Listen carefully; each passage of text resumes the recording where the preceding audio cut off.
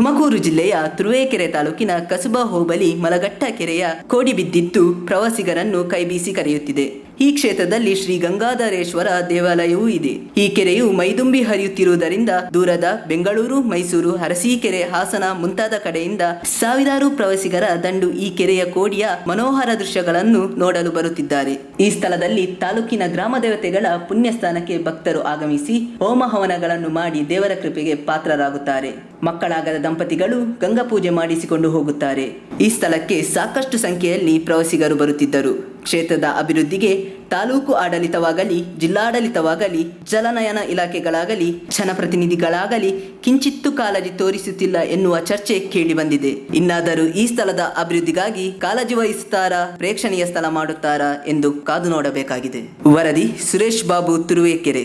ತಕ್ಷಣ ಬೇಕಾಗಿದ್ದಾರೆ. ತುಮಕೂರಿನ ಹೆಸರಾಂತ ಕಂಪನಿಯಲ್ಲಿ ಗುತ್ತಿಗೆ ಕಾರ್ಮಿಕರಾಗಿ ಕೆಲಸ ಮಾಡಲು ಯುವಕರು ಬೇಕಾಗಿದ್ದಾರೆ.